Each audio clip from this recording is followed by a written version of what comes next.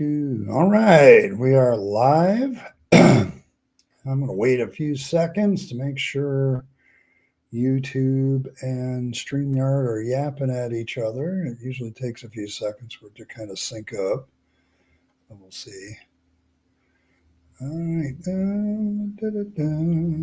we go. There we go. We are live and everything seems to be working. So, welcome to the Rabyd Atheist. I'm your host, Ed Rabyd, a former pastor, turned atheist, now compassionate anti-theist. Welcome to my channel. Tonight is Deconversion Hangout.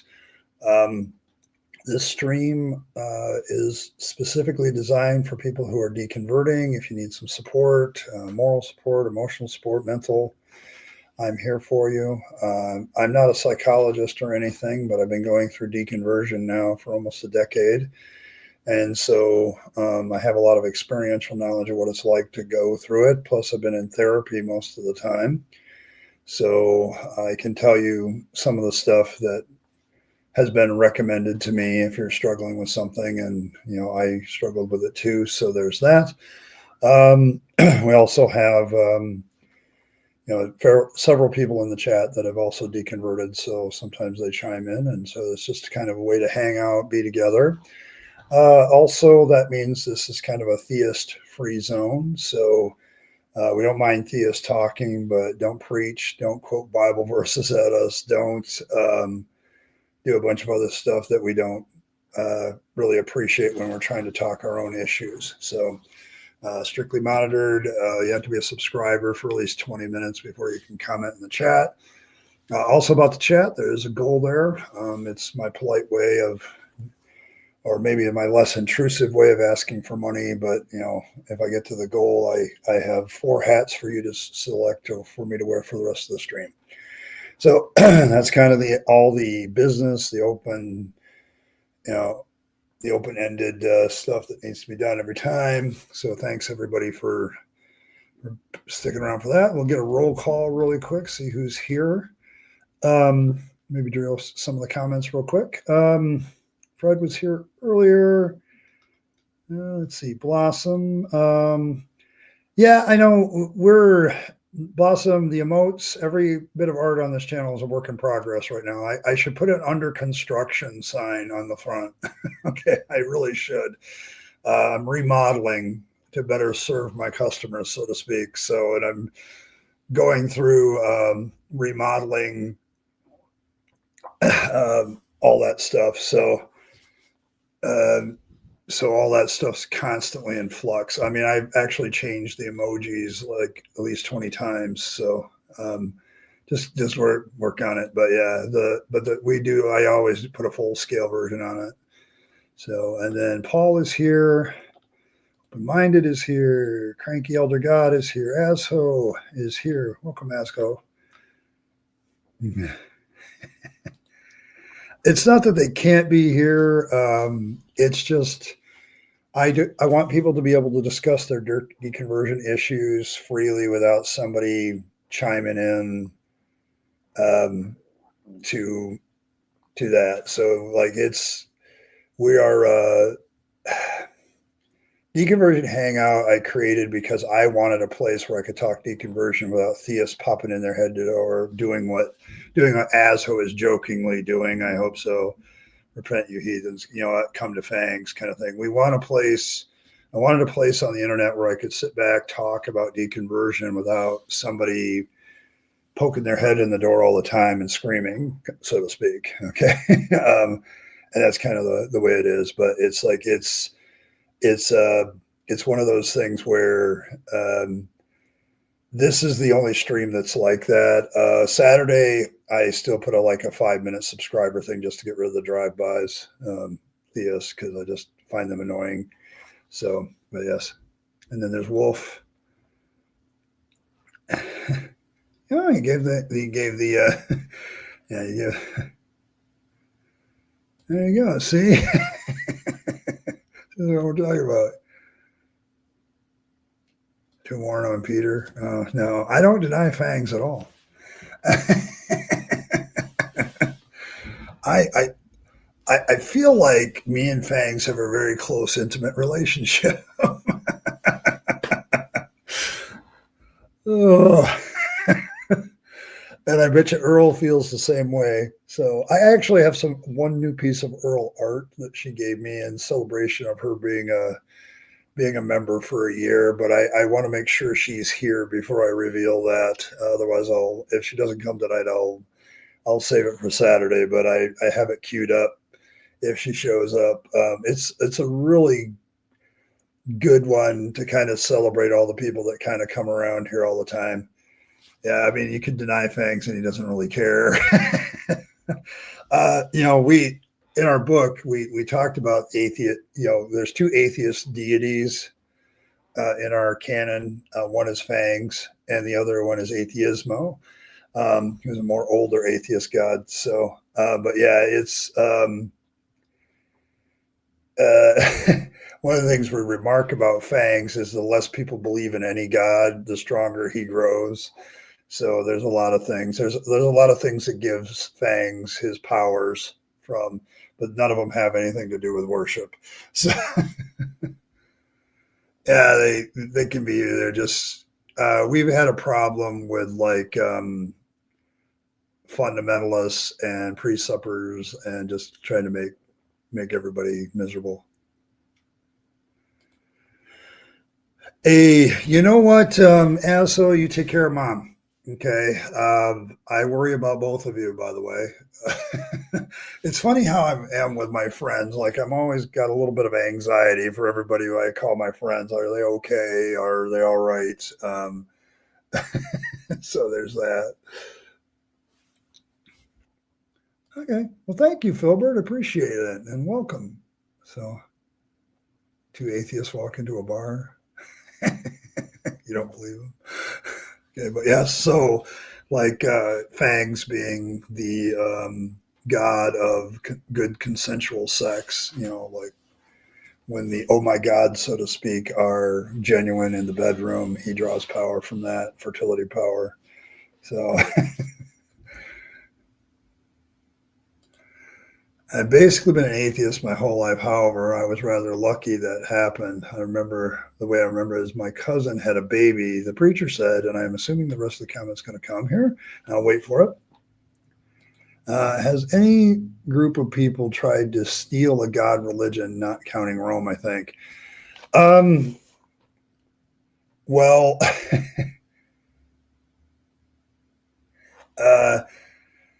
I think when you look at religions, religious ideas are very much cross cultural boundaries. Like, that's why I think cultural appropriation is a nonsensical idea, as if, cultures don't run into each other and trade ideas and trade things and tidbits. And it's like, I think the idea that somebody can own a culture and own a religion gets a little bit silly after a while, because if let's say somebody who's never heard of Buddhism goes to Tibet, studies Buddhism for a little while, comes home and decides to become a Buddhist, but never reads anything and just bases it on what they saw.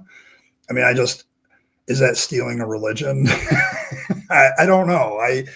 I think there's a lot of religious systems that are cross boundaries. Like, if you look at like Odin as a belief, in other cultures he's Wutan or Wooden, but it's all the same dude. But it's like, it crosses all Northern Europe into different cultures and geographical regions. It's a different name for the same idea. So yeah, I'm not sure religious ideas haven't been borrowed, stolen all through history. It's whatever works for religion. Let's be honest.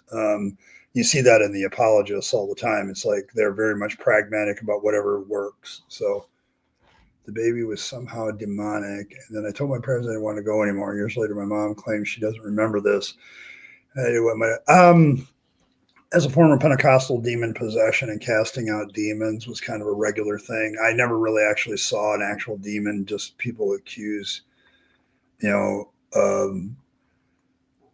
people of the reason that they are the way they are. But a baby being demonically possessed, yeah, I mean, I can see Baptists doing it too, because if you're a big believer in the Bible, Okay, like you may not believe that God does miracles the way he used to in the modern day, but you can definitely believe that people could still be demon possessed. I mean, you got Jesus Christ casting out demons, you got the people in the book of Acts casting out demons. So, yeah, the belief in demons, I don't know, as a deconversion issue, um, I don't know. The belief in demons and the devil, I know some people that struggle with getting rid of that, and it's because of things that they quote unquote saw. Um, I think that's part of the problem is what you see in services is often sleight of hand, sometimes intentional, sometimes unintentional. So yeah, and that's what I'm saying. Cranky's kind of got it here with the religious development thing, but yes, but I think even like within like whether it's Baptist or Pentecostal, demon possession kind of crosses the boundaries in Christianity, and it's not just Christianity. You have Islam, certain other sects around the world that believe in like demonic powers, um, the jinns, all that stuff. So, so yeah, it's like it's one of those things where religious development and actually the two ideas kind of cross in my head right now, and I think they make a little bit more sense that way. But if your parents don't remember it, it's probably not something that came up very much. Blossom. It's yeah, it's like demon possession in places outside of Pentecost is much probably take it much more seriously, if you want to use the word seriously. Okay, so hadn't said that, I might go to church and would have. Surely is some other BS that would have tipped me off later. Yes, and I think that's it with you, Blossom. There's a lot of people that as kids they don't buy that crap. Like there's several of them hear, what the preachers have to say on any subject, and they go, "That's a lot of nonsense." And so in some ways, I'm kind of envious of them because I wasted a lot of time being a theist. But at the same time, I kind of understand that psychology of each person is going to be different, and what constitutes good evidence for children is suspect in the first place. So yeah. Hey, Martin. Okay, so Odin threw one hell of a party. Damn Norse could drink like a crack. Yes. God created Mormons so Christians would know how Jews felt. Oh yeah, there's probably something true to that. Yeah, like it's like when you think about crossing cultures, religion is one of those things that crosses cultures rather freely, and nobody seems to mind. Like you'll never hear somebody yell about cultural appropriation of a religion. Like it's like every religion's okay with it spreading to other cultures. So it's kind of, or at least it seems to be. Somebody will show me an exception sooner or later, I'm sure. Yes, the 40,000. Eh, well, it depends on how you do, where you do denominations and how you define it. It's kind of like creationists defining kind, but there are a lot of denominations. The point of that whole argument is there's a lot of different opinions on the theology of God in supposedly a God who reveals himself in the Bible, but somehow the Bible also leads us to having multiple opinions about who God is, and that seems strange. So, if it's truly a revelation of God, we'd all get the same revelation. Yes, Odin's very much sacrificing eyes.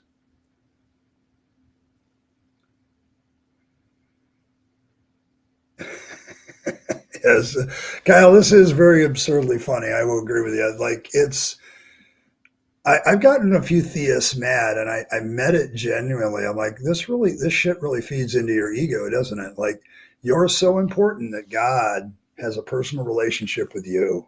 You're so important that He sent His Son to die for you. Like, it's like, well, no, it's not that I'm important. Well, what else is it then? It's like, there's a tremendous amount of ego behind a lot of doctrines of the church. Like, it's what are you, above us, more than us? Religion has a tendency to do that across the board. And I've made a couple theists mad on this very stream a couple of times, someone had genuine questions about deconversion, and it's like one of the things I remark is I got over my ego, like of my own self-importance. I'm a single ape, the member of the Homo sapiens ape class, and on a pretty insignificant planet that just happens to be, if you want to use the term lucky enough to have life on it, in an insignificant solar system in an insignificant galaxy in the middle of nowhere in the universe. And and somehow God wants to talk to me. So yeah, it's like yeah. Yeah, I think, well, but that's the thing about demons. Okay. Demons cross cultures. Like, it's weird how demonic belief is like, and I just make a remark for your situation. I think you got to remember, you're going to remember stuff that your parents probably don't. Um, a lot of people, when something's uncomfortable, they repress it or they don't remember it. My guess is the whole, in a Baptist church, a discussion of somebody being demon possessed sounds a little too Pentecostal. So they might have a problem with that. So I don't know. I'd have to know more specifics of that particular situation. For you though, I think you've been lucky because you saw whatever it had been, you would have saw through the BS of it and you would have pushed it away. So, and there's a lot of people like that. And there's people like me who have a lot of emotional reasons to believe and stick with it. So, hey, Michael, good to see you. Yes, Frank Peretti. Um, man, boy, I remember when his first book came out, and man, everybody was gaga over it. Like, this is how it really is. And they were like, I had a couple of my friends who are Pentecostal types, very spiritual, hearing from the Holy Spirit. They should add this to the Bible. And I'm like, are you serious? Fictional story. So I was like, yeah, sex, denominations.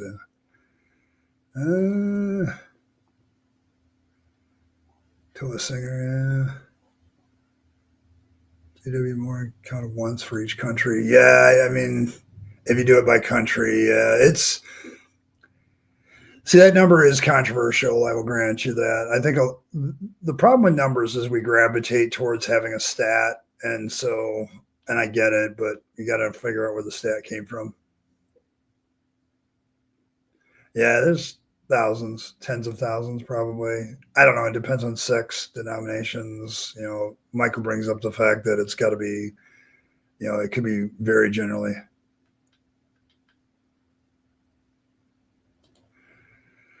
And explain to the atheists how they can hit everybody at once. Yes.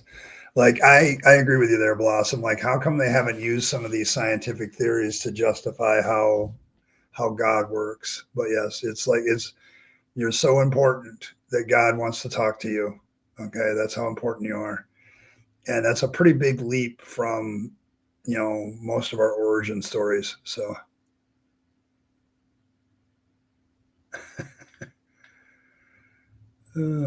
yes, a lot of those denominations. Hey, Ann. But yes, a lot of those denominations don't agree with each other. And even within certain denominations, there are sects of a denomination that don't agree with each other. There's a reason why there's so many different Baptist churches. Like, theology is overly important to Baptists. Yes, being in and out of time at the same time. Fangs can do that too, and I have no evidence to present for that. See you later, Filbert. Appreciate you and what you're doing. Thanks. Thanks for stopping by too. Yeah, you could count the same denomination several times in the country with that method. I get what you're saying. So yeah, we need good men. Hey, do you remember when they called your daughter a demon before she was even born? What was that about? Yeah, you could ask him, and maybe he has a version of that story that will clarify things. But I have a lot of my memories from my Pentecostal days when I was a kid and a teenager still in my head. Like, if I want to go revisit them, I can remember. But I am sure that they've been distorted by time. So. Yes, faith is my evidence for fangs. I have told you before, this is a presuppositional fangs channel. You have to prove fangs doesn't exist. Otherwise, my faith and my reason say fangs exists. I am doing what the Christian presuppositionalists do for fangs, and I think it's equally as valid. So okay, there you go. I've told people this is how I do this. Yeah, if your child is a demon at birth, who the hell were you sleeping with? I, I don't know, maybe the hellhound. Asshole hellhound. Oh, yes, just look at the carrots. That's our thing. Just look at the carrots. They are all the proof you need of fangs. The fangs that bunnies nibble on carrots is proof of fangs. That's all you need. I have said it before that the accepted apologetical form for fangs is presuppositional. Like, I presuppose fangs is the ground of all being. He's the source of reason, math, and everything else that they claim, and and I have just as much proof as they do. So I figure we're good. So stay away from Jack Burger. I'm just trying to. What, somebody asked a question, so I don't know the answer. Actually, I don't know who's that. So, not married to her now husband. So the preacher was raw, out of wedlock, demon. Yes, that could actually be it too, Blossom. Like, preachers like to justify their judgment of moral behavior by introducing spiritual concepts. I used to do it as a Pentecostal preacher all the time. Like, the reason that you're facing this trouble is you've let this spiritual force in your life. And really, it was about me, like, you shouldn't do that. And then I kind of got over that over time, and let's let people be people. Yes, fangs exist differently. So there you go. Yes, he's the necessary nibbler.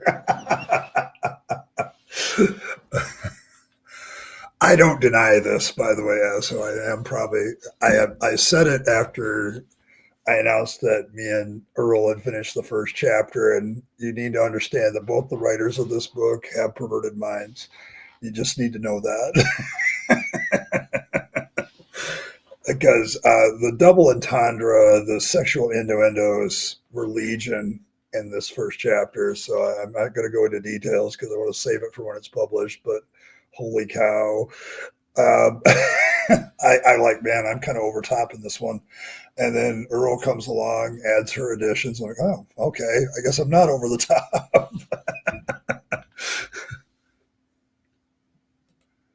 Okay, out of the reproductive incubi and suffocus work. I forgot, but it was absurdly complete, like some really bizarre force. So yes, uh, as I there are a lot of theories. See, because I'm a big D&D fan, and I've had suffocus in my campaigns when I was a DM, and I've had, and this is one of those ones that I actually. So yes, there's a holy cow. Yes, there's always a holy cow. The Hindus brought that concept to us, and now there's a holy cow in everyone. Come on. You had blood sacrifice with the Jews. They have cows and bulls. So there you go. Yes, two joys forever. Yes. But yes, but the subbacus, like, it's interesting that particular demon can take the form of both male or female, depending on the interest of the target. So the whole idea was sexual temptation. So, and a lot of theories about that is that, like, I was running with the theory in my world that it was human women or elfish women that were the ones that procreated with them. Like, they needed a vessel to put that in. That's why they were interested in human beings in the first place, to use them. So that was always an interesting way of doing it. So yes, there's a holy cow.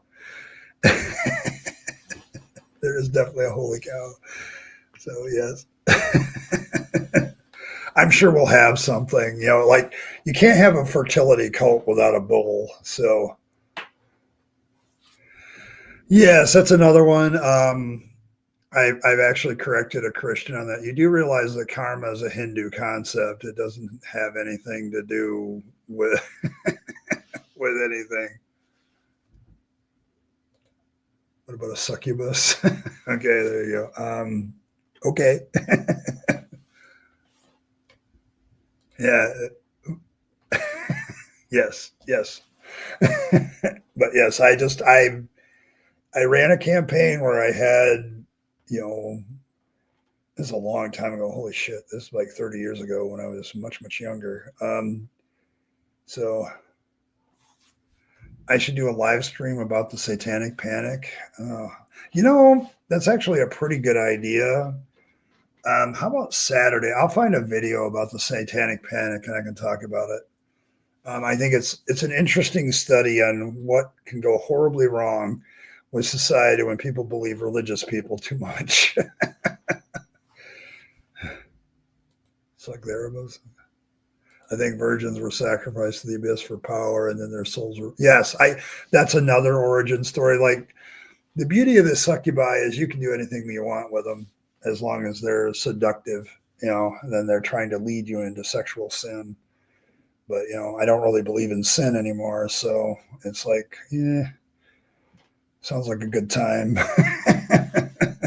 Yeah, I mean, it's a great idea, Anne Marie, because I've been struggling with what to do, and like one of the reaction things, I'm more of a religious preacher, religious effect reactor. I mean, it's more my interest in how religion affects society, and that's a definitely good one. So definitely one.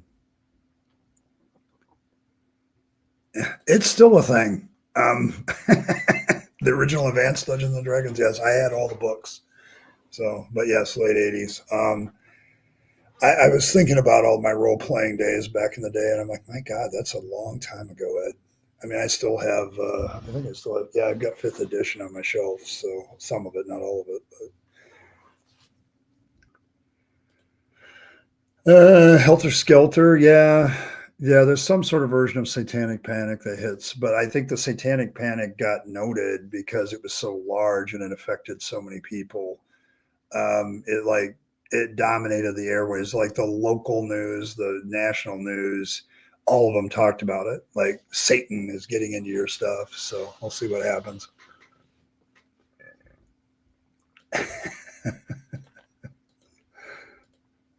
Okay. Yeah. Okay. To suck an entire bus. Yeah. That might be difficult. I'm a sinner. Okay. Yeah. See, based on what I just said, Ray, that I don't believe that sin actually exists. It's like when theists do that to me, and I've had a couple of them say that to me. You just want to sin, or you sin. I'm like, what exactly is sin? Can you quantify it for me? Can you put numbers behind it? It seems like it's a claim by the Bible, and nobody ever bothers to prove that they just assume it exists. So, um, and so by biblical definition, like Katie has it right here, like this is the biblical definition: offense against God, and so it has nothing to do with morals. Okay, so no God, no sin, yes, and you go godless and you sin no more. That's easily the best way to get rid of sin in your life is just to not have it. And when I ask people to prove that there's an offense against God, I said there's a few things you have to prove. You have to prove there's a God in the first place. Then you have to prove that God has a desire to give humanity commandments and has authority to do so. And then you have to prove that a violation of those commandments offends him. And I've had no takers on that so far. Some have tried, but nobody's really put it.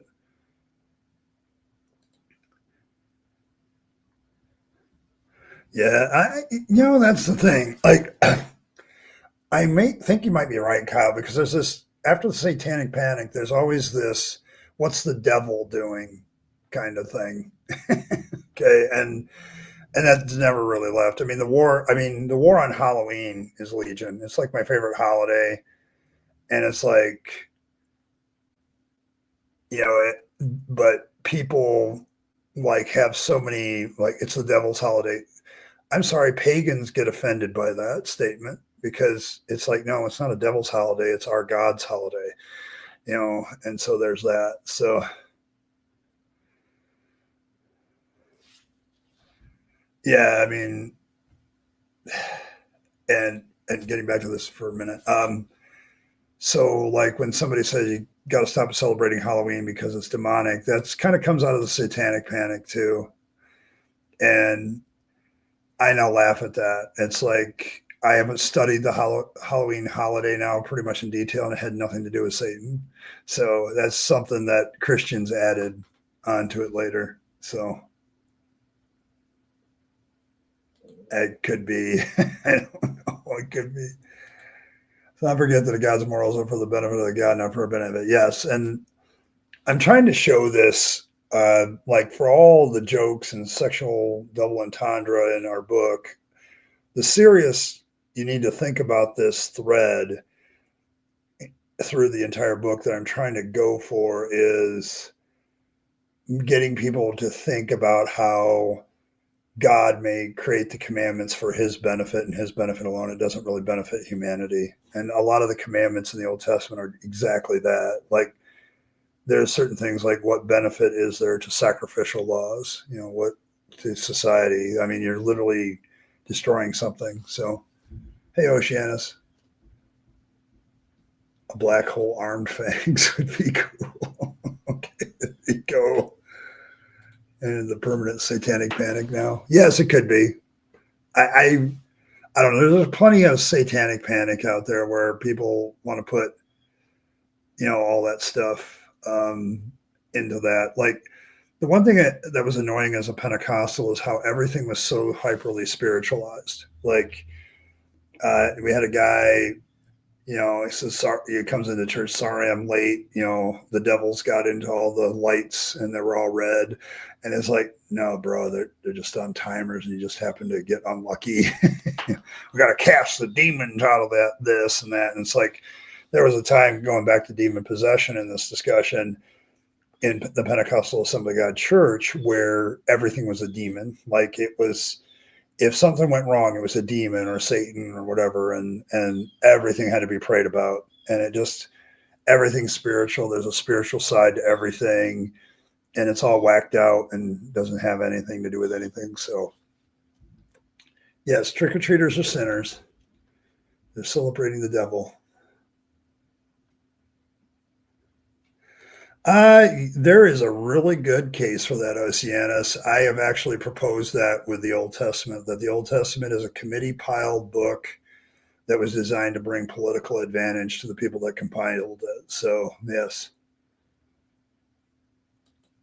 Jehovah's an alien that just wants to farm foreskins. I'll hold that idea. I'm not sure I'll use the specifics, but yes, there's something like that in the book. Like it's the story of Adam and Eve. I'll reveal some of that here, I guess, a little bit, not everything, but because, like I said, I'm trying to save stuff for publication. So, but yeah, it's like the basic early plot is Asherah and Yahweh have a split and they get divorced. And so Yahweh misses sexual stimulation. So he creates the garden and Adam and Eve and Lilith and a few others.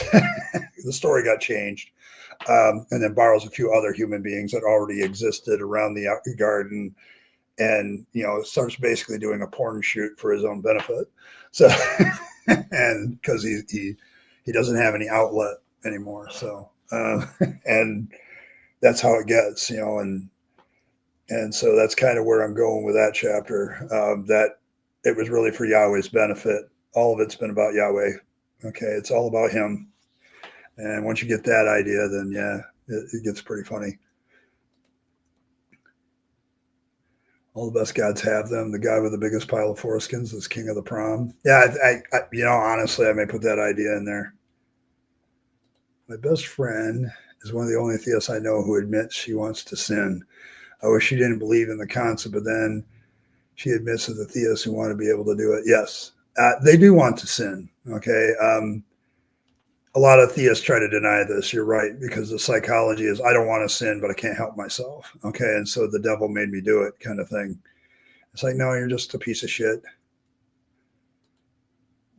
Fangs can literally duplicate himself into multiple forms. He can appear as any sex or gender he wants to. So there's already been the statement, so his fangs can self-cest, and that is correct. He can. so yeah, there's a lot of rules for fangs. We're making them up as we go. Kind of like theology. So The foreskin of Jesus. Yes, there's like, that's one of the weird parts of it. Like, why would somebody keep that? Okay, like, first of all, the action of circumcision kind of gives me the heebie-jeebies. How somebody would even think about doing that. It may have been a practical thing, like if it got infected and somebody said, if we cut that off, kind of thing, and then somebody made a religious practice. I guess I could see the development of that, but then it's like you have the Catholic Church saying that the Jews kept a copy, that they kept it for some reason. Yeah, I think atheists have a better grasp on that. As somebody who is a longtime theist, I kind of have a pretty good grasp on how deep it is and where they are in the deconversion process too. Like, a lot of people lose patience with theists, but it's like, I can see the beginning stages of deconversion. And so I'm going to back off and be a little bit more patient, let them think about what I said and move on. Because deconversion is a process where you have to think through it and it takes time. And so a lot of times people just jump the gun and try to push somebody, and it's like, no, we're not evangelists here. We're just trying to get people to think about what they're saying. So there's that. Well, Asherah was there. See, I'm putting Asherah in because archaeologically speaking, there's good archaeological evidence that Yahweh had a consort goddess named Asherah, who is a fertility goddess, by the way. And then somewhere along the line, the Israelites got rid of their female goddess and only went with Yahweh. And I am very interested if they ever discover the real reason for that. Like, why did they do that? Because otherwise they were just the same kind of things as, Baal. Asherah actually seems to have several lovers. So that kind of tells you stuff. So fondle others upon which you be fondled yourself. Consensually, please. Bangs made me do it. Yes, that's actually a good test, because they start when they're early in their deconstruction. They're still referring to God as like they have a relationship with this person. Okay, whereas later on, they kind of have God over here as an abstract concept that they're kind of examining all the time. So you're on to something there, Oceanus. I would agree with that. Like, you watch the language of how people talk about God to kind of figure out where they are in the deconversion process. It looks weird, but like, there are medical reasons to do a circumcision if you don't get a child circumcised. Like, my oldest son we had to do that, like, because it got infected and there was nothing we could do about it, and so they removed it. But it's like, there's medical reasons to do that, and I'm wondering if the ancients, in their colossal ignorance, stumbled on something like that, and then later on everybody made it a religious practice, which would make it the whole idea of somebody just saying, hey, we just need to cut that off. Where would you get that?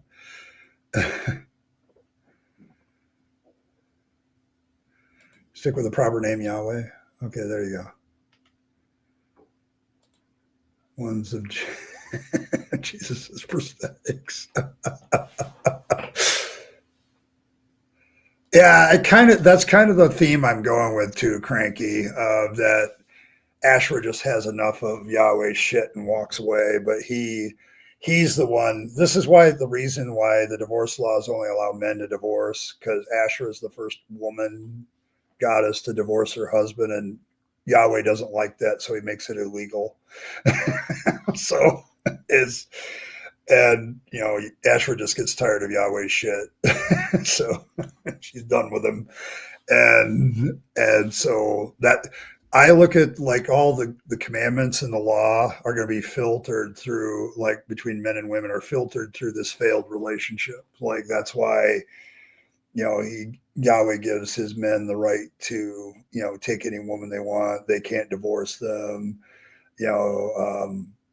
all kinds of other things. The reason he's against adultery is it has some bearing on why Asherah left, and that sort of thing. So it's I've long theorized that when you look at like the Old Testament law, there was a bunch of men who disliked certain things that women did, and then they decided to create rules against it. And so I'm just saying that Yahweh is the source. So it's the one and only. Yes. Yeah, and that's a really good question, because in a lot of other cultures, it's a female goddess that is really the center. Okay, and so Yahweh worship is very interesting to me in the fact that they got rid of the consort goddess. Like this is a major shakeup in their religion. It's like, why did they do this? So he doesn't need one. He can do it with himself. So I mean, I know it's weird, but Fangs has had babies. So and people that grow up without religion, they have a way of looking at that. You can tell. I asked them which one it unnerves them to acknowledge that other religions exist, and I think it's one of the things I've done too. Like, because people will say, "Well, God is the source of morality," and I'm like, "Which one?" Because human beings have proposed so many. Like, I mean, are we talking Tyr the lawgiver from the Norse pantheon? Are we talking Zeus? Are we talking which god of law and order and morality are we talking about here? And that really, like, it does unnerve them. I'm like, what do you mean? I was like, you're sitting here saying God is the author of morality. Which one? Okay, which moral morality god or goddess are you talking about? And then they begin to do that. So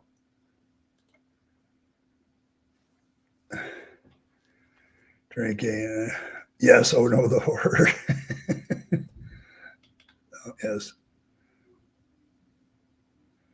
Uh, I don't know if I ever exercised mental illness away. I would say if I prayed for somebody to have demons removed, they requested it. Like, as a Pentecostal minister, I had a tendency to be very skeptical of my own faith's view on spirituality all the time. And so casting out demons was never my thing.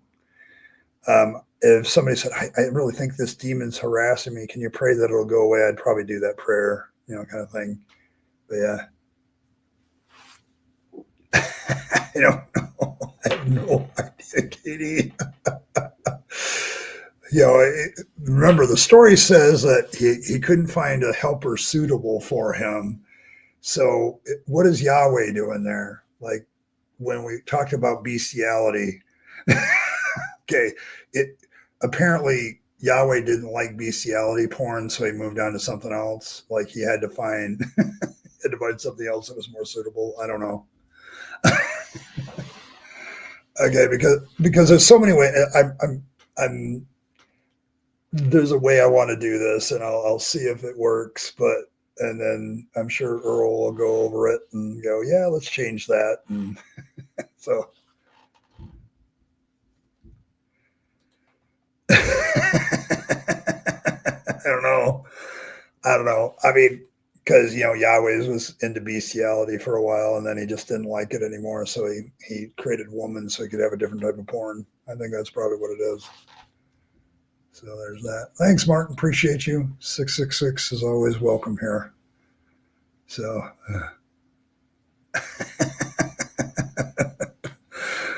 Oh my gosh, I see what you all did there. Yeah. Yeah, she's demonstrated this before, Oceanus, that she's kind of bawdy. Um,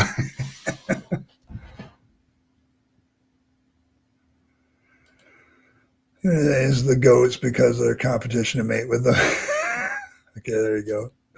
But yes, like it's very interesting when you do comparative religions and you study different religious beliefs, how many go back to sex. Like, there's always these sexual rituals. Like, it's what they had, it's what they had to do in their spare time. So it's like, there's a reason for it. He might have been, probably. See, because my rationale for this whole situation is just, because there's a falling out between, like, Fangs and Yahweh are kind of, some people say they were brothers. Fangs denies this, because they didn't come out the same hole. He's like, that's significant.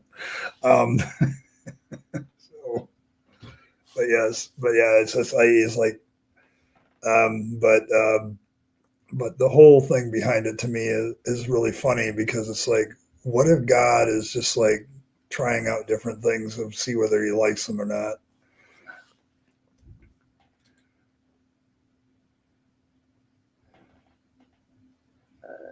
Yeah, it's like, yeah, ancient temples had temple prostitutes, and so yeah, there's a lot of that. Like, prostitution and religion are actually very linked. It's only in a few religions that they're not. So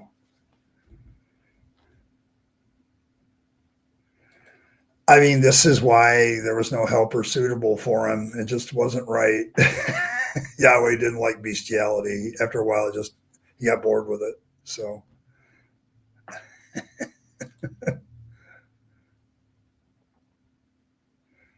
pretty nice, but they lie. Again, hard to kiss a cow. Yes, there you go. Yeah, I mean, he's going to be in the garden in this story, by the way. Like, the book we're writing is like, I am taking biblical Old Testament stories. I decided not to do Jesus Christ yet. We'll save him for the second installment. That'll be a whole different plot line. So, but I'm just taking common children's Old Testament stories, adding some adult Bible stories that, they censor out so the kids don't see it. I'm going to put them in this book, and it's basically this rivalry between Fangs and Yahweh, and back and forth, back and forth. So it'll be a lot of fun, I think. Uh, Actually, there are some people that write about the gods, and it's more than culture to them. Like, they really believe historically they did stuff. I think when it comes to like the heroes, you definitely see a lot of people believing in the human heroes. Like, the reason, for instance, Hercules as a story is people resonate with Hercules, and the fact that he had these great powers was due to the gods. So yeah, I don't know. A lot of people say that Greek gods were just part of culture, but the way like some of the trials go about that, there's a clear, definite belief that the gods actually exist. So it's cope from Christians, but yeah, if it was knowledge of good and evil, how would Adam know that humping animals was wrong? He wouldn't. It wouldn't be wrong either. See, that's why, like, Paul has a really good line. He actually says something that makes sense in all of his musings. He's like, without the law, there would be no sin. And so if there is no law, if there's no violation of the law, there's no sin. And so until Adam and Eve sin, nothing is sinful. So the only thing that commandment God gives is don't eat the tree. So anything else was permissible. So yeah, there's yeah, in a sense, yes. Yeah, they're very adamant about them bragging as it was an assault against the gods. Numerous plays about the braggart. Yes, they very much believed in the gods to the point where they would do that. Like, they created belief systems like, you don't brag because you're not as good as the gods. So until you are as good as the gods, you have nothing to brag about. So yeah, they definitely have a lot of that where somebody brags. Like, the Medusa story is another one. Don't compare your beauty to the beauty of the goddesses, because you shouldn't do that. So there's that. So yeah, it's one of the things about the Greek gods that's at least consistent in their worship is like, they had like, don't brag because you're not as good as the gods, and that sort of thing. And there she is, the lovely, the wonderful I killed Earl, the lap in which our Lord naps. So there you go. But yes, Yeah, so Martin says hi. So there you are. But welcome. Just pissed he couldn't transform into a. See, this is why I keep you around, Cranky. The perspective of the elder gods is always welcome here because the story, the truth of the real story comes out. The real story is that Zeus could transform into a seven-peckered billy goat. And so the Hydra came about. That's hilarious. You have to know your mythology to understand that one. So yes. Yes. So we have the Kraken. And now that Earl's here, and I know she's here, um, Earl sent this to me yesterday, and it's kind of a gift in honor of her being on the channel for a year as a member. I've known Earl longer than that, but and us working together. And she sent me this lovely photograph, and I want to see if some of you can see if you're in it. So, but we recently had a channel group photo. So here we go. Here I'm gonna get rid of me. hopefully y'all can still hear me. So let's see if you guys can find yourself in here.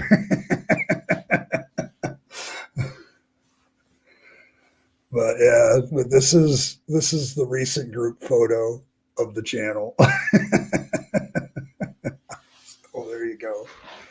And I think Cranky can probably see himself pretty easily. I see Captive Desk in the back there, so that'll be easier. But yeah, but you want to be a Care Bear, Anne Marie? I am sure that can be arranged.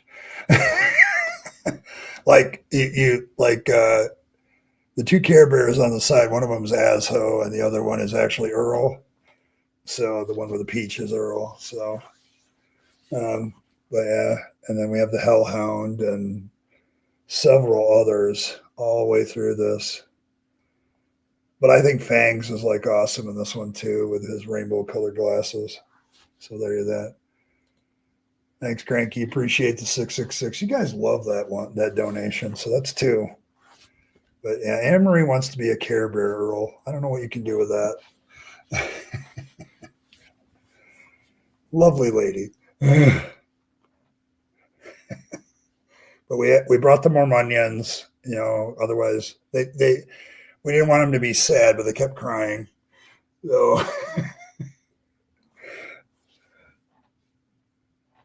there are days that you feel like you're other hellhound. Yeah, I'm sure there's a lot of those, but Asho's hellhound is one of Fangs' companions on some of his adventures. So there's that. But yes, I get how some people feel like the hellhound. But yeah.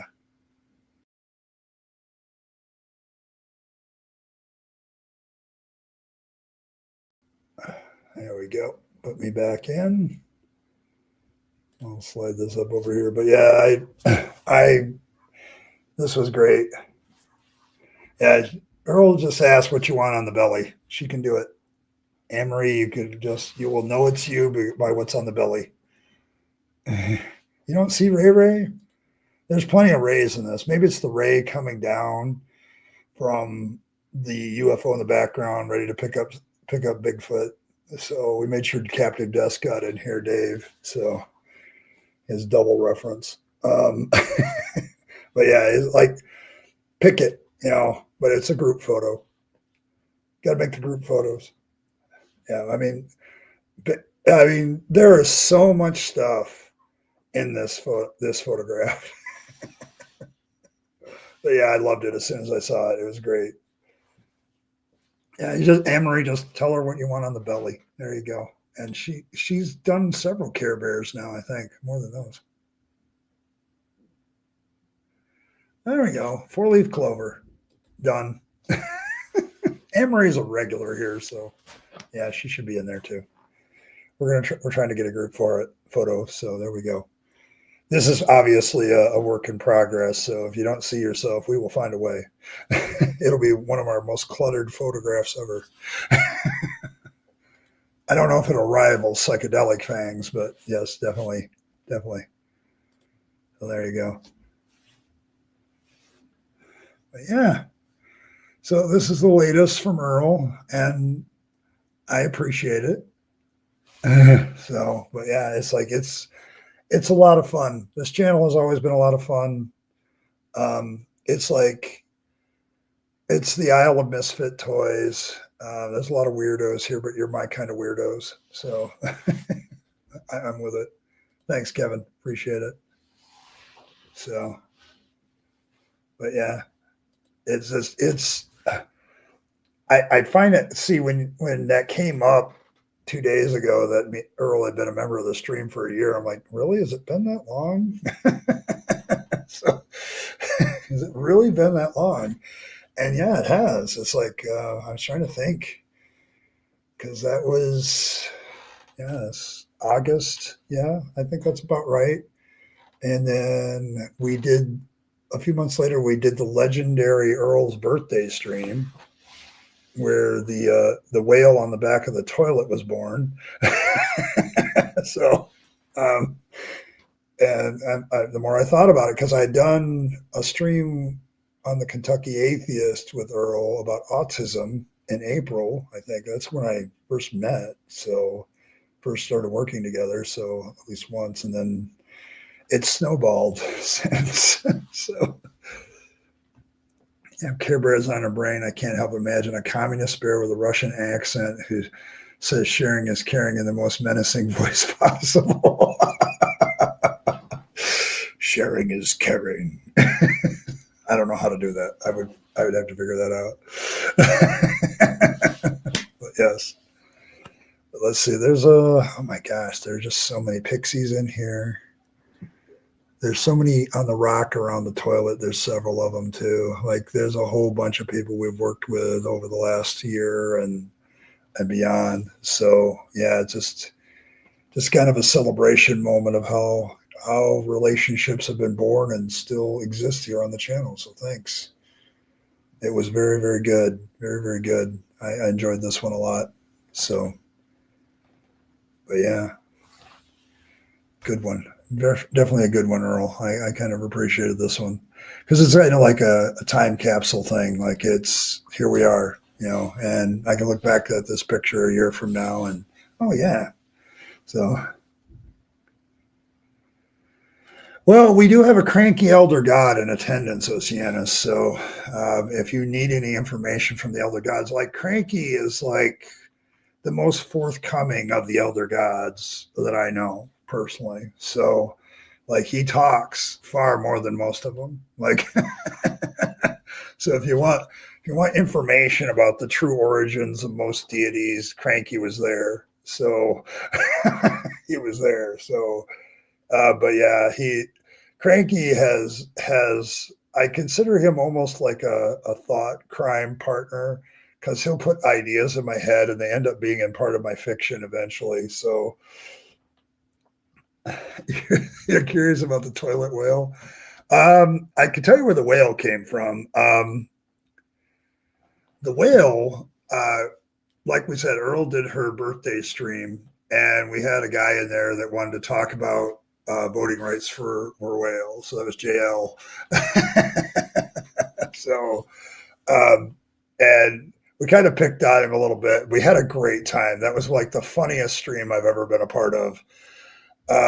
And so, yeah, you got like, there's the fangs fin and there's the, other things that came out of that. But the gay whale rights thing started there. So, and oh man, the toilet part. Oh, I'm trying to remember. There's just been so many like pop culture references directly related to this channel that are like pop channel references. And I know that's one of them. And it's escaping me right now because my brain doesn't work as well as it used to. So, yeah, there's Dade too. Excuse me. There you go. Excuse me. So well, yes, we've had Dade as part of the art now too somewhere. Yeah, like he's in this one. So, but yeah, so he's down with the thought bubble down here. It's a little hard to see there. Let me see if I can make it a little bit bigger. But yeah, yeah. But when I had it in the thumbnail, it was a little bit more visible. So there's that. But yeah, but this is the latest from Earl. Everybody's there. So there's that. But yeah, but I enjoyed this one because there's moments, like I always thank Asho. Like Asho's been a member of this channel for like 22 months now, and that moment was kind of pivotal to me because I was about ready to chuck the whole thing again and just quit. And I'd started up membership. It had been active for like 7 weeks. I had a lot of people following, watching my videos and stuff, and things were growing a little bit. And I'm like, yeah, this is a lot of work for not a lot of anything. And then Asho came along and became my first member, and he's been with me ever since. So, yeah, you got to have shale dug. Yeah, but it's like it. we'll see. But yeah, it's like it's, and so Asho, kind of in a way, Asho saved the channel because he reignited my passion for what I was doing here. So, because I was getting ready to quit, like again, like this isn't working, and then I'm glad I didn't because last year was a really great year. Like went from 1,000 subs to 5,000. Haven't had that kind of success this year, but that's because I've been streaming more than doing videos. So, but yeah.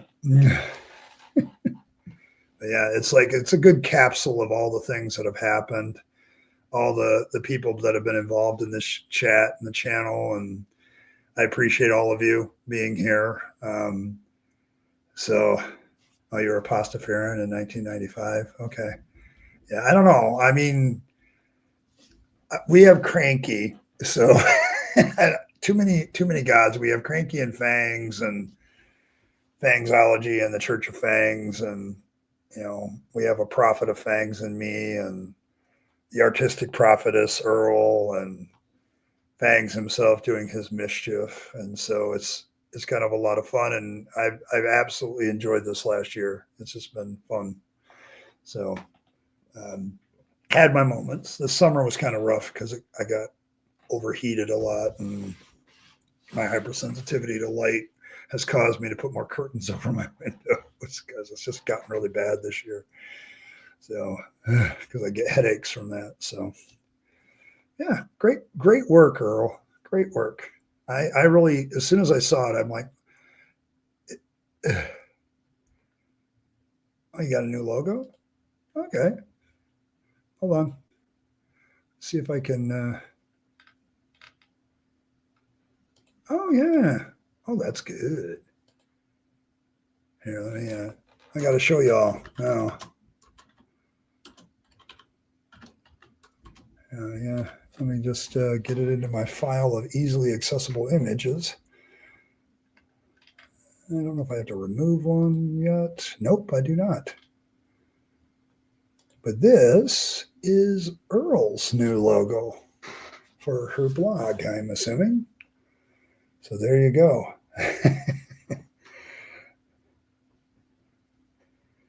So there you go. Another good piece, Earl. This is actually pretty creative. I like it. So, yeah, the flying spaghetti monster is not as real. Fangs is very, very human for a bunny. So yes. Suggestively limited. Yeah, it's like I've always promoted Earl's blog. It's good reading, by the way. It's in the description of every video and live stream we do. So just click on it and get some interesting reading. It's her life encapsulated in a lot of ways. So and very inspiring at times and very thought provoking at other times for me. So um, Well, that's what I'm saying about Cranky, Kyle, is that he's much more forward than most of the other elder gods, which is kind of scary when you really think about it. You're officially a brand? Okay, Creatively LLC. You're officially a brand with I Kill Earl. There you go. Yeah, it's her new logo, so I think it's awesome. You know, you've always had that. See, the thing is, I'm looking at this and I'm thinking, okay, exactly how did Earl get killed? Um, was it the revolver, the knife, the rope, the axe? We're going to create a new version of I Killed Earl Clue. So the answer might be yes. So there's that. But yes, there you go. Creatively, there you go. So you have a mom that will see. The thing with Earl being all your moms is like you need to understand you have a mom that will bury the body and not tell anybody. So the family of alligators plead the fifth. Earl bled to death. Okay. All right. So yeah, sizes and everything. Yeah, there you go. Although we challenge that notion. Yeah, I don't know. But yes, it was just like it's allegedly Earl was killed. Earl was dressed as Kenny that day. Earl was threatened to death slowly. There's a lot of theories going on there, Earl, about what happened, allegedly happened. The beauty of being in the South, especially where there are gators present, yeah. Like I learned a lot about from Red Dead Redemption, playing Red Dead Redemption 2, because there's a couple of things that you can do with bodies. And I looked them up. They're actually real things that were done with bodies. Pigs are very handy. I'm just going to put it that way. And alligators too. So there you go. I don't know, but Kyle, it's helpful to know. It's nice to know that we have a mother like that that will protect us to that extent.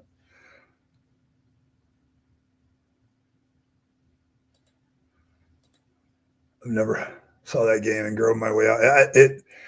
Dude, it is very. If you want a cowboy experience, Red Dead Redemption 2 is it. It will immerse you in that. And I have wasted many hours playing Red Dead Redemption 2, and there, if you want to hide the bodies, or if there's a mission reason for hiding the bodies, throwing them into the pig pen is actually one of the options. So you just have to wait a little bit. Bushwalking. Yeah. I would not do that. I look at that and I'm like, I would not leave the road myself. So, yeah, the DNA trace and transport, at least allegedly, yes, allegedly. A lot of peat swamps, allegedly. Pigs ate Earl. It would be fitting, I'm sure.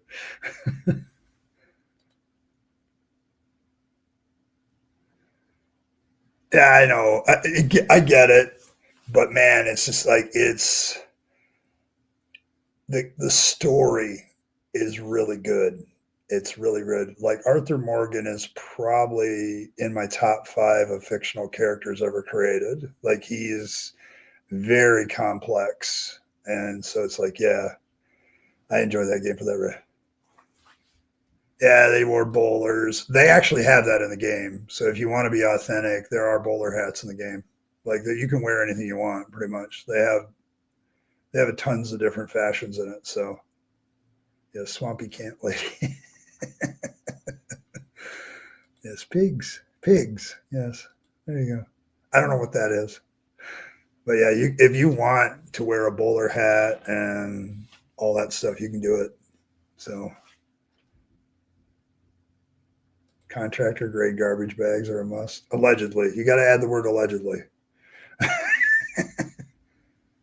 Yeah, it's more outlaws. I would agree with that.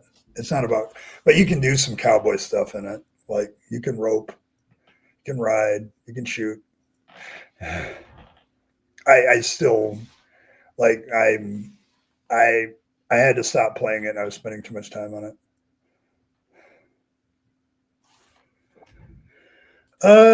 It's the end of the cowboy. The start of the game Red Dead Redemption 2 is 1899.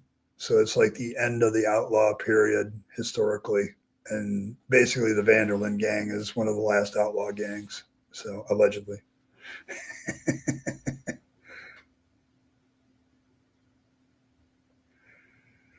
Ugh.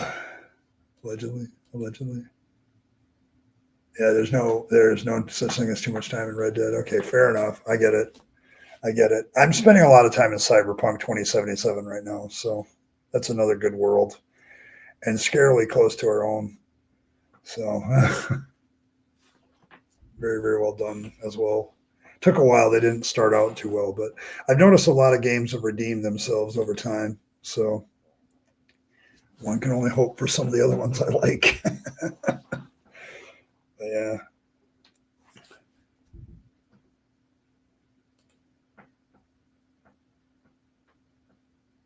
Yeah, I mean, I get what you're saying, but the thing about that game though is it caused me to look stuff up to see if it was real, and I did find some bullshit Oceanus, but I also found, well, that's not completely untrue.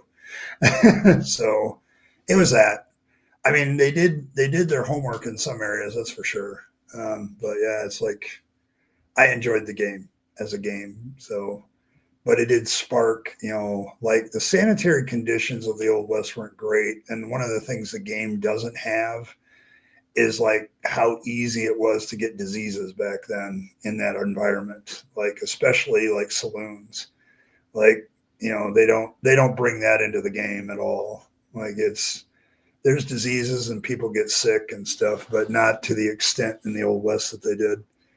Like there's the sanitation issues are just legion back then. So, like you have towns, but there's nobody designated to pick up the excrement from the horses. Like it just sits there and wallows in the mud, and it's not a good sanitation situation. It's like, and in the game, there's no risk of catching a disease. Like until you get TB as the main character, there is no diseases for you. So it's like, but I can imagine that living back then, if you're constantly wondering if you're going to live to 30, if you'll catch a disease. So,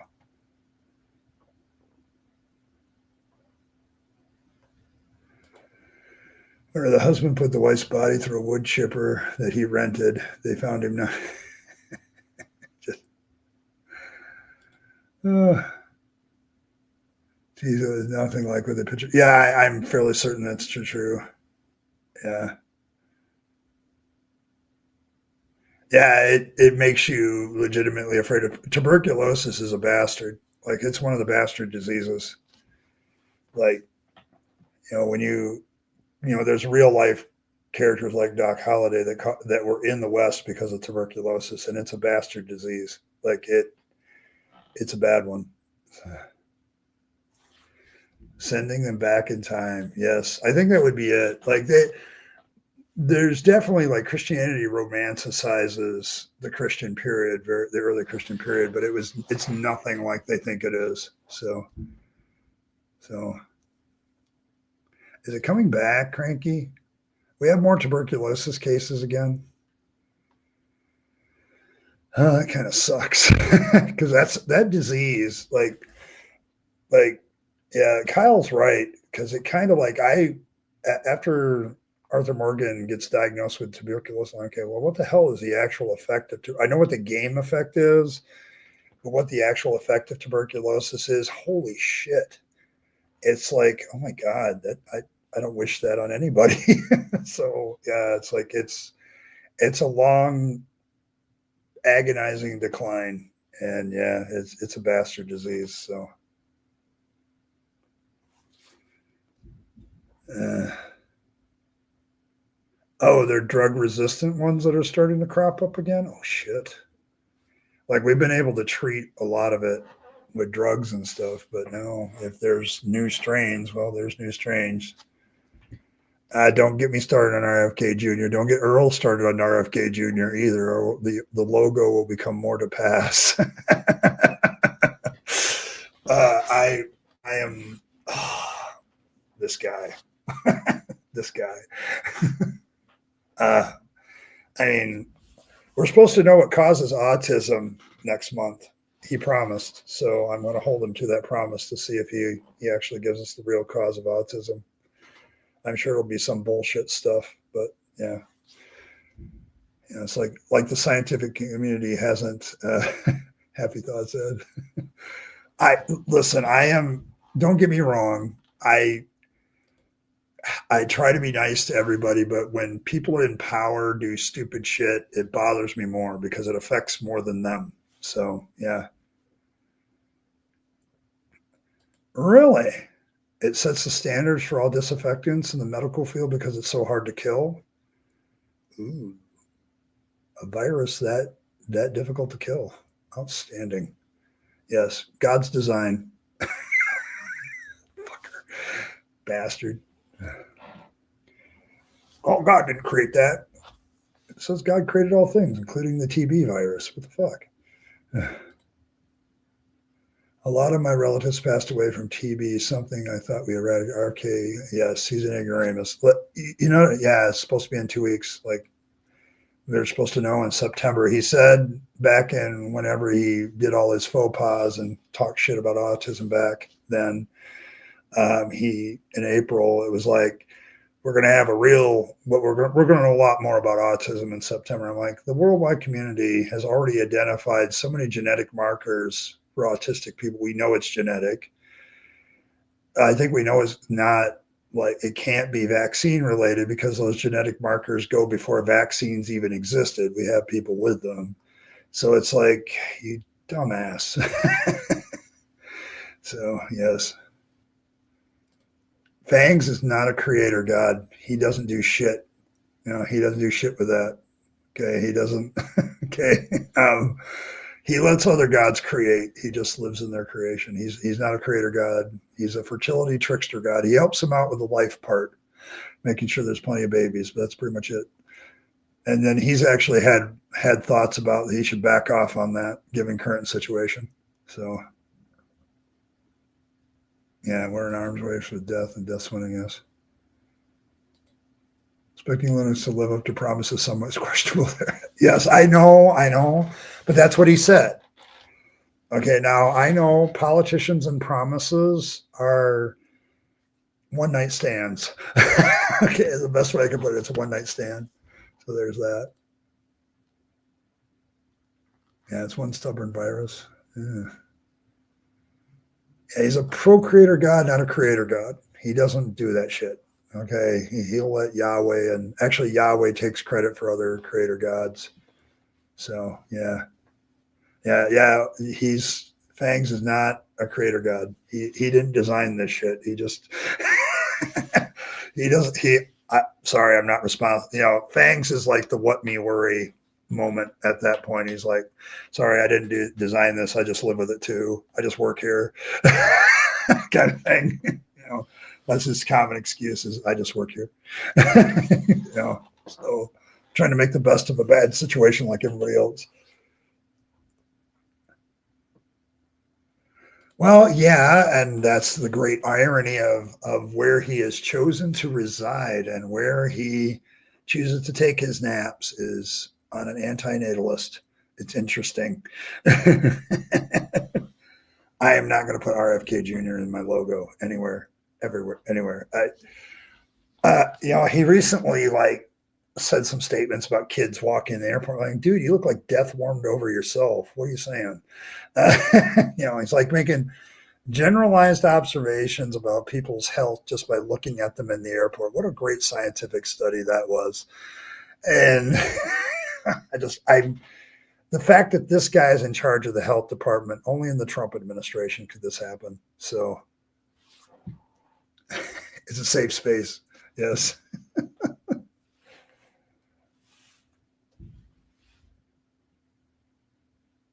Well, it's not really blood, it's vegetable juice. So it's V8.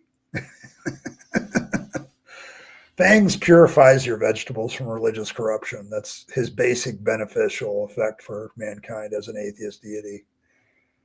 So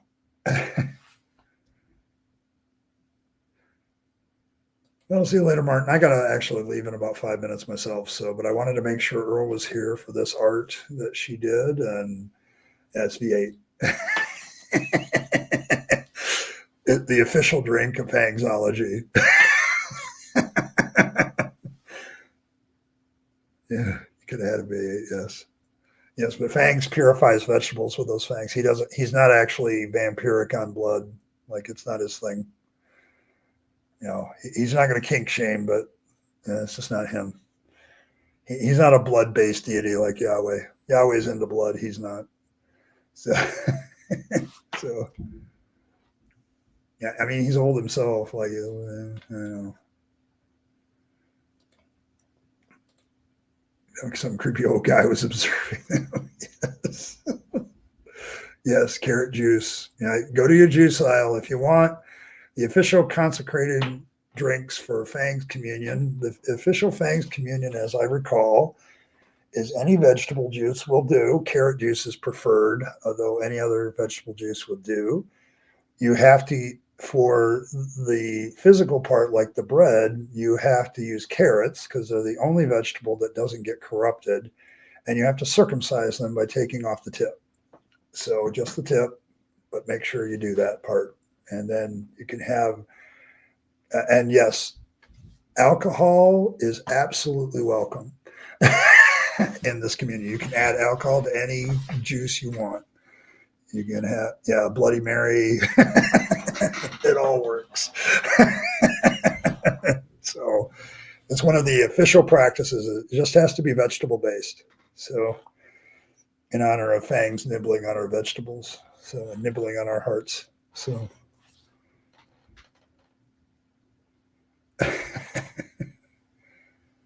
there's always V8. Yes, always. It still exists. V8, I do the mod for that every once in a while. And it's like, oh my God, this stuff is still here. Yes, vodka, Bloody Marys. If there's a vegetable juice that is improved by alcohol, go for it. So, because, alcohol is in general, most of the time, some sort of vegetable, grain-based product. So there you go. There you go. All right. Well, didn't quite meet the goal, but I have got to run. It's been a fun stream tonight. I wanted to show this absolutely gorgeous piece of artwork by I Killed Earl. She also has her own new logo, which I thought was really cool. Glad to see that tonight. So there you go. Communion brunch. I like any drink that comes with snacks. There you go. Yes, alcohol, spirits. We know where the spiritual came from. Yes. That and very hallucinogenic drugs. But I'll see you all, guys. Appreciate all of you. So there's that. But thanks everybody for stopping by. It's been a great, fun stream tonight. Just enjoying each other's company. Talked a little about deconversion, but mostly enjoying each other's company. And this picture is definitely a celebration of all that. So thanks everybody for stopping by. Appreciate all of you. May Fangs nibble on your hearts and give you all peace in your unbelief. The one of two atheist gods out there. So there you go.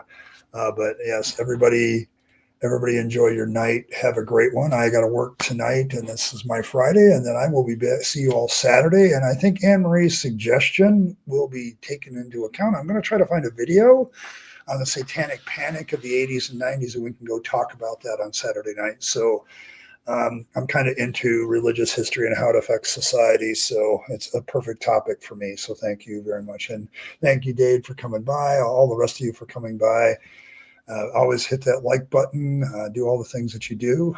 Make sure you let fangs nibble on your hearts. And now you have your communion. If you want to have a V8 and a circumcised carrot for breakfast, that's perfectly acceptable. So there you go. Appreciate all of you. And as always, live your best life. You only get one go around, and then it's over. So make sure that you take all your time, money, and opportunities and spend them on yourself, the people you love and care for, and to make this a better world. You'll be happier if you do. And as always, folks, thanks for stopping by. Nom, nom, nom. And I will catch you all next time. See you Saturday.